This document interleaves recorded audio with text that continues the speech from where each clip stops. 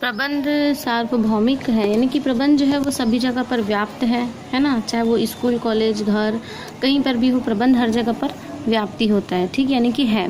फिर प्रबंध सभी स्तरों पर आवश्यक है, सभी स्तरों पर, यानी कि जो छोटे व्यापारी उन लोगों को भी मैनेज करना पड़ता है, जो बड़े व्यापारी उन लोगों को भी मैनेज करते हैं, जो बीच के हैं उन लोगों को भी मैनेज करना पड़ता है। जैसे कि कंपनी है, उसको मैनेजमेंट करना पड़ता है, प्रबंध की आवश्यकता पड़ती है। फिर कंपनी के बाद क्या होते हैं, जो थोक व्यापारी होते हैं उनको भी आवश्यकता होती है, जो फुटकर व्यापारी होते हैं उनको भी आवश्यकता होती है, यानी कि उच्च, निम्न, मध्य सभी वर्गों के लिए आवश्यक है, ठीक है। प्रबंध उद्देश्यपूर्ण होता है, यानी कि प्रबंध जो होता है उसका जो निर्माण किया जाता है वो एक उद्देश्य, लक्ष्य की प्राप्ति के लिए किया जाता है। प्रबंध एक समूह है। अब ऐसा नहीं कि एक अकेला व्यक्ति ही ये सब कुछ करेगा, माल बनाएगा, बेचेगा, करेगा। उसके लिए बहुत से लोगों की आवश्यकता होती है, बहुत से रूल्स, रेगुलेशन, नियम्स बनाने पड़ते हैं। तो इसीलिए प्रबंध क्या है, एक समूह है। प्रबंध एक सामाजिक प्रक्रिया है। क्यों सामाजिक प्रक्रिया है? क्योंकि भाई मनुष्य जो है वो समाज में रहता है, और जो प्रबंध की जो निर्माण है वो प्रबंध का जो निर्माण है वो किसके द्वारा होता है? मनुष्य के द्वारा होता है। तो मनुष्य समाज में रहता है तो प्रबंध भी क्या होगा? एक सामाजिक प्रक्रिया कहलाएगी। प्रबंध मानवीय क्रिया है, क्योंकि ये मनुष्य द्वारा किया जाता है, ना कि रोबोट या कंप्यूटर या किसी मशीन के द्वारा कार्य किया जाएगा, क्योंकि उसको चलाने वाला भी कौन होता है? व्यक्ति होता है, मनुष्य होता है। तो प्रबंध क्या है? मानवीय प्रक्रिया है। प्रबंध कार्य स्वामी से अलग होता है, ठीक है। अब प्रबंधकीय कार्य जो होता है वो स्वामी से अलग होता है। स्वामी का कार्य क्या होता है? सिर्फ प्रॉफिट पाना। और प्रबंधक का कार्य क्या होता है? मैनेज करना, हर चीज़ को देखना, करना। तो ये सब दोनों अलग अलग है, ठीक है, क्योंकि प्रबंधक अलग होता है और स्वामी अलग होता है। प्रबंध अदृश्य होता है, क्योंकि हम जो भी कार्य करवा रहे हैं वो तो दिख रहा है, लेकिन हम उसके पीछे जो भी अपनी दिमाग धारणाएं जो भी दौड़ा रहे हैं या जो भी मतलब अनुमान लगा रहे पहले से, ये तो अदृश्य होगा ना, ये किसी को थोड़ी नहीं दिखेगा, ना हमको भी नहीं दिखेगा, क्योंकि भविष्य में क्या होने वाला है और क्या नहीं होने वाला है हमारे उस चीज़ को मैनेज करने से, ये ना तो हमको पता है और ना ही किसी और को पता है, तो इसलिए वो अदृश्य होता है। प्रबंध दूसरों से कार्य कराता है। सही है कि प्रबंध जो है वो दूसरों से कार्य कराता है। हम जो भी चीज़ मैनेज करते हैं, ऐसा नहीं कि हम ही सब कुछ अकेले कर लेंगे, हम दूसरों से वो कार्य कराते हैं। मजदूरों से, वर्कर्स जो भी होते हैं, हम सबसे वो कार्य कराते हैं, ठीक है। तो अब ये जो अवधारणा है ये तुम लोग को पूरा पढ़ना है, और कल जो नहीं समझ में आएगा वो मुझे बताओगे, मैं ये समझा दूंगी। साथ में तुम लोगों को ये प्रबंध के उद्देश्य भी पढ़ना है, क्योंकि ये छोटा सा ही है, इतना टाइम नहीं होता कि मैं इतना सारा सब कुछ करवा सकूं। तो प्रबंध के उद्देश्य भी तुम लोग देख लोगे, जो नहीं समझ में आएगा वो मैं समझा दूंगी, ठीक है। तो इसका भी मैं थोड़ा सा ये कल ही देख लेंगे ये, ठीक है। आज के लिए इतना काफ़ी है, फिर मैं कल से महत्व समझाऊंगी तुम लोगों को। क्लियर? चलो स्टार्ट करते हैं।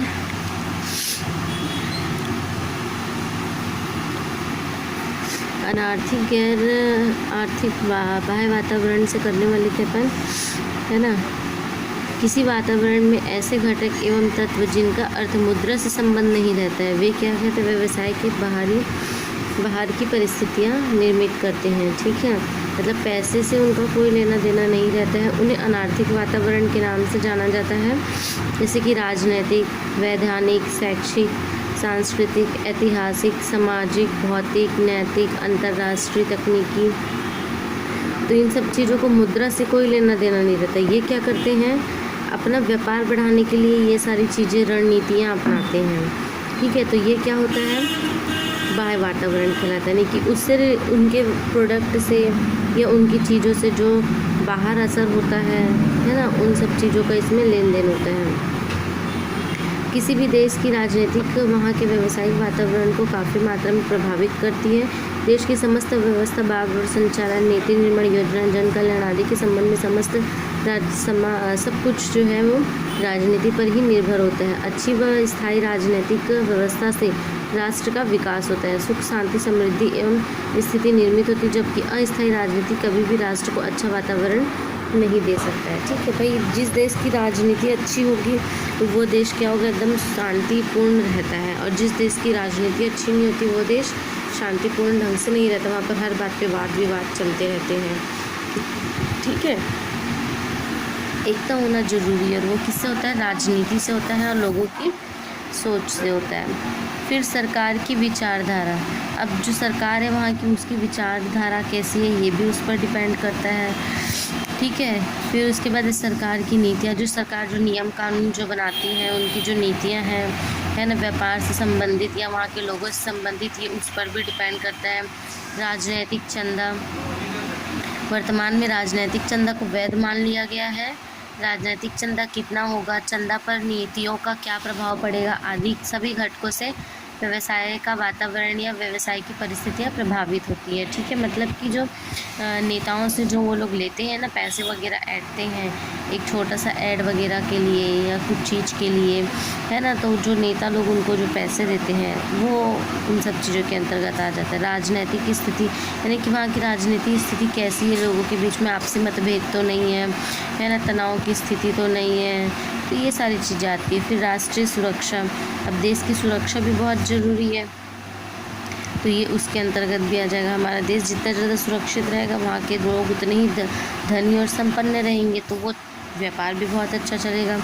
ब्यूरोक्रेसी सोच, ब्यूरोक्रेसी के अंतर्गत देश के उच्च स्तर पर पदस्थ अधिकारी होते हैं जो राजनीतिक व सरकार को सलाह देते हैं। इनका स्वभाव जैसा होगा, राजनीति भी उसी ओर झुकने लगती है, चूँकि उच्च स्तरीय अधिकारी व दीर्घकाल तक कार्य करते हैं, अतः राजनेता भी इनकी बातों को पूर्ण नकार नहीं पाते हैं। मतलब इन सबसे ऊपर भी क्या होता है, एक व्यक्ति होता है जो इन सबको चलाता है, तो वो जैसा ऑर्डर देगा इनको वैसे ही झुकना पड़ेगा। फिर विदेशी नीति, तो विदेश नीति यानी कि किसी देश की विदेशी नीति भी वहाँ के वातावरण को प्रभावित करती, मतलब उनका विदेशों के साथ कैसा संबंध है, क्या है, तो ये इन सब चीज़ों को प्रभावित करती है। ठीक है, फिर राष्ट्रीय संविधान, अब हमारे संविधान के अंतर्गत क्या क्या नियम कानून बनाए गए हैं, ये सारी चीज़ें भी उसमें होती है, और उस संविधान से कोई भी छेड़छाड़ ना करे या नियम कानून ना तोड़े, ये सब उसके अंतर्गत आता है। सामाजिक वातावरण यानी कि जो समाज से रिलेटेड होते हैं, मनुष्यों से रिलेटेड होते हैं, है ना, तो परिवार की संरचना एवं भूमिका, समाज में सबसे मजबूत एवं विश्वास पात्र समूह परिवार होता है, ये सही है ना। यह एक सामाजिक संस्था है, समाज में परिवार एवं एकल या संयुक्त हो सकते हैं। इन परिवारों की संरचना व इसकी भूमिका व्यवसाय गतिविधि को तीव्र गति से प्रभावित करता है। नहीं कि एक अकेला व्यक्ति होगा तो वो एक के हिसाब से लेगा, अगर वहीं पर ही 10 लोग होंगे तो वो 10 के हिसाब से वो चीज़ खरीदेगा, तो उनका व्यापार क्या होगा, बढ़ेगा। अभी मैं नहीं जाऊंगी ना मैं। समाज में जाति एवं वर्ग व्यवस्था, तो ये जाति वाति से भी रिलेटेड होते हैं, जो जिस जाति धर्म का होता है वो उस हिसाब से वेशभूषा व चीज़ों को अपनाता है, खान पान भी उनका उनके हिसाब से होता है। फिर समाज में संस्थाओं का योगदान, इनकी अलग अलग संस्थाएं होती हैं जो सामाजिक रूप से काम करती है, सामाजिक रूप से कल्याण करने का कार्य करती है। फिर सामाजिक सोच, यानी समाज के लोगों की सोच कैसी, बहुत ऑड है, ऑर्डिनरी है, या फिर आज के युग से है, मतलब ये उनके ऊपर डिपेंड करता है। ठीक है, फिर सामाजिक परंपरा एवं प्रथाएं, तो जो जिस समाज का होता है, जिस जाति धर्म का होता है, वहाँ की परंपरा, वहाँ की प्रथा कैसी होती है, उस हिसाब से वस्तुओं का निर्माण किया जाता है। फिर सामाजिक मूल्य, तो भाई समाज में रहने वाले व्यक्ति का नैतिक और अनैतिक ये दोनों ही मूल्यवान होते हैं। ठीक है, आचरण उनका क्या होना चाहिए, नैतिक होना चाहिए तो मूल्यवान, अनैतिक हो तो अमूल्यवान। तो उनका व्यवहार, व्यवसाय, वातावरण, ये सब चीज़ें उनके लिए मूल्य होती है ना। वो अपना फेम बनाना जानते हैं, अपना स्टेटस बनाना जानते हैं, क्योंकि इन सब चीज़ों को वो क्या समझते हैं, मूल्यवान समझते हैं। फिर उसके बाद है जनता का दायित्व, जनता अपने अधिकारों व दायित्व के प्रति कितनी सजग है, क्या व्यवसाय संबंधित जनता से कुछ संगठन है, व्यवसाय के प्रति जनता का क्या दृष्टिकोण है, मतलब कि व्यवसाय से रिलेटेड हम इंसानों की क्या मान्यता है, विचारधारा है, वो सारी चीज़ें इसके अंतर्गत आ जाती है। धन की लालसा, अब भाई व्यक्ति है, मनुष्य है, तो उसको हर लालच जब खाने पीने को होता है तो उनको तो इन सब चीज़ों का भी तो लालच होगा ना, तो धन की लालसा इसके ऊपर निर्भर करती है। ठीक है भाई, जितना व्यक्ति धन का लालची होगा उतना ज़्यादा कमाएगा वो।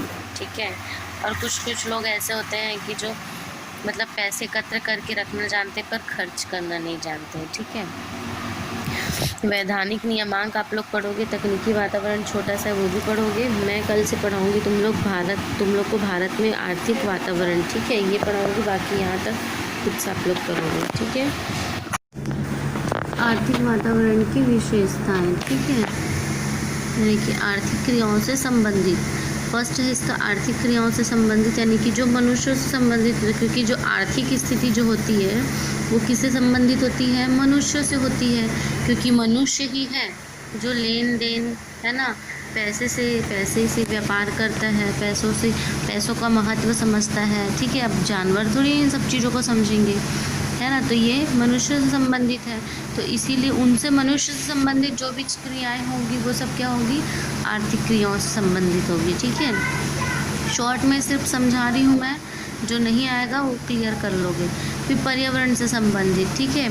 अब पर्यावरण से संबंधित यानी कि अब बहुत सी हमारी आर्थिक स्थिति का प्रभाव किस पर भी पड़ता है, पर्यावरण से भी पड़ता है। ठीक है, जैसे कि यहाँ पर एग्जाम्पल वाइज दिया, भौगोलिक वातावरण, हवा, तूफान, मिट्टी, पानी, खनिज संपदा आदि से आर्थिक क्रियाएं प्रभावित होती है ना। जैसे कि हवा, बहुत ज़्यादा हवा आने पर, तूफान आने पर क्या हो जाता है, घर की छत ढह जाती है, जो कंपनी कारखाने होते हैं उसकी कुछ चीज़ें टूट फूट जाती है, तो उससे क्या हो जाता है, नुकसान होता है, फसलें बर्बाद हो जाती है ना। कहीं पर मिट्टी क्या बोलते हैं, आपदा आ जाती है ना, तो मिट्टी पत्थर गिरने लग जाते हैं कहीं पहाड़ी इलाकों में, है ना, तो वहाँ की फिर आर्थिक स्थिति खराब हो जाना। खनिज संपदा है ना, यानी कि जो प्रकृति द्वारा जो हमको खनिज मिले हैं, पदार्थ मिले हैं, वो सब कुछ से हमारा अगर बिजनेस चलता है वो अगर समाप्त हो जाए तो उससे प्रभाव पड़ता है ना।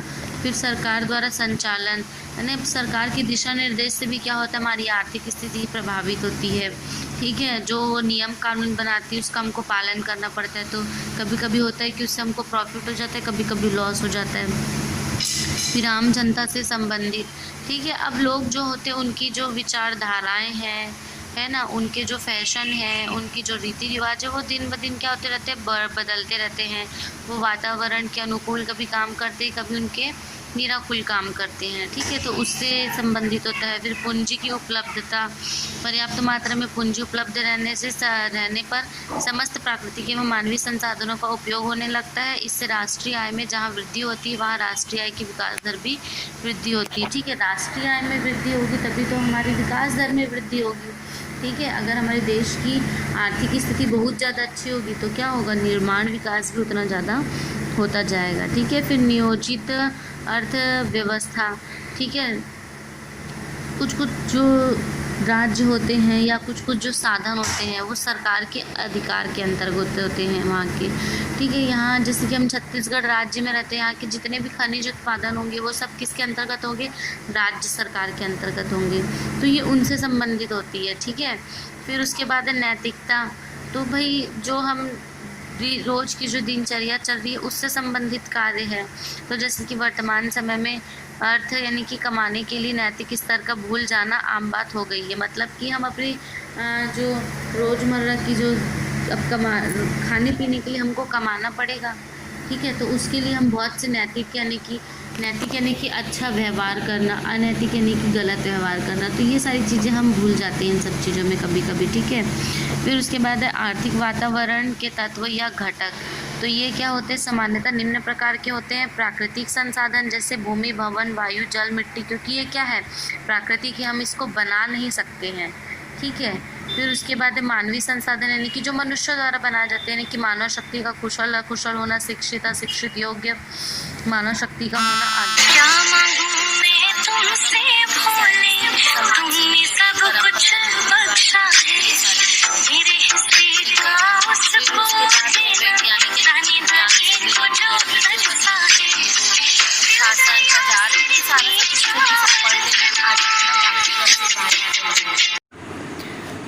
तकनीकी वातावरण जो है ये पंचवर्षीय योजना है, तो ये सब जब स्कूल स्टार्ट होगा तब पढ़ाऊंगी, वो समझाना करना पड़ेगा। तो नहीं समझ में आ रहा है, मैं मारती छो भी तेरे को। तो ये जितनी भी योजना है ये सब बाद में करेंगे। नई आर्थिक नीति एवं उदारीकरण, भारत के विकास मार्ग में कुल 10 पंचवर्षीय योजनाएं एवं 4 वार्षिक योजनाएं पूरी हो चुकी है। इन 5 दशकों में सफलता तो अवश्य मिली, किंतु आशा के अनुरूप सफलता नहीं मिली। जून 1991 के आसपास देश में गहरा आर्थिक संकट उत्पन्न हो गया। भारतीय अर्थव्यवस्था के अंतर्राष्ट्रीय विश्वास घटने लगा। इसी से सरकार द्वारा जुलाई 1991 में एक नई योजना बनाई गई थी। ठीक है, मतलब जितनी भी जो पंचवर्षीय योजना जो थी ना, 10 तरह की जो 10 योजनाएं बनाई हुई थी, है ना। तो उसमें से सिर्फ 5 काम करी, इसलिए उसको पंचवर्षीय योजना कहते हैं, और बाकी 5 नहीं काम कर पाई, ठीक है। तो उससे रिलेटेड क्या किया गया, एक और योजनाएं बनाई गई, जिसके अंतर्गत क्या है, नियंत्रित व्यवस्था के स्थान पर उदारीकरण नीति को लागू किया जाए, सार्वजनिक क्षेत्र को संकुचित कर निजी क्षेत्र को प्रोत्साहन दिया जाए, फिर विदेशी निवेश को प्रोत्साहित किया जाए, विदेश में निवेश करेंगे, है ना। इन्वेस्टमेंट करने से क्या होता है, पैसे बढ़ते हैं अगर कोई कंपनी लाभ में रहती है तो। फिर उत्पादन की उन्नत तकनीकी विकसित की जाए, कृषि में आधुनिकता लाई जाए, प्रचलित व्यापार नीति, मौद्रिक व राजस्व नीति के आवश्यक परिवर्तन कर दिया जाए, राजकोषीय घाटे को नियंत्रित किया जाए, यानी कि राज्य में जो घाटे हो रहे हैं, जो भी व्यय हो रहे हैं, उन सब चीज़ों को कम किया जाए, ठीक है। तो अब इसके अंतर्गत है नवीन आर्थिक नीति क्या है। जुलाई 1991 के पश्चात देश को आर्थिक संकट से उबारने के लिए विभिन्न नीति उपाय एवं विभिन्न परिवर्तन किए गए, जिसको क्या कहते हैं, नवीन आर्थिक नीति कहते हैं, ठीक है। तो देखो इसके अंतर्गत क्या क्या है, पूर्व में प्राप्त लाभों को समायोजित करना, यानी कि जो हमारे को जो लाभ प्राप्त होंगे, ठीक है, उसको हानि के रूप में भी समायोजित करना, कि ताकि भविष्य में होने वाली जो घटनाएं हैं, जो हानि, उसको हम क्या कर सके, उसकी भरपाई कर सके। आर्थिक विकास दर को बढ़ाना, उत्पाद की मात्रा एवं स्तर में सुधार करना, उत्पाद के प्रतिस्पर्धात्मक क्षमता विकसित करना, आर्थिक विकास के लिए विश्व के संसाधनों का प्रयोग करना, विक्रय वृद्धि हेतु विश्व स्तर के बाजार को खोलना। तो ये सारी चीज़ें इसके अंतर्गत होनी चाहिए, ठीक है। फिर उसके बाद है मुख्य भाग कौन कौन से हैं, तो नवीन औद्योगिक नीति, ठीक है, यानी कि नई प्रणाली, जो तुम पढ़ लेना, सब सिंपल पॉइंट है ना। नॉर्मल से पॉइंट है, सब कर लोगे तुम लोग, ठीक है। ये पूरा ही कर लेना, और वो पंचवर्षीय योजना को छोड़ देना, वो मैं क्लियर करवाऊंगी जब स्कूल स्टार्ट होगा ना तब, क्योंकि वो थोड़ा डिटेल में अच्छे से समझाना पड़ेगा, हाँ ठीक है। नवीन आयात निर्यात यानी कि वस्तु जो होते हैं उसको लाने ले जाने से संबंधित कुछ नियम कानून बनाए गए, वो सारे सब कुछ है इसके अंतर्गत, ठीक है। तो देख लेना, कर लेना, फिर बाकी अगर जहाँ पूरा लास्ट तक का करना, सिंपल सही है ये, फिर जो नहीं समझ में आएगा वो मैं क्लियर करा दूँगी, ठीक है। अब इसके बाद ये तो चैप्टर कंप्लीट हो गया। अब इकोनॉमिक्स पढ़ेंगे, इकोनॉमिक्स का फर्स्ट चैप्टर, अब ये का 3 चैप्टर इसके काफ़ी है।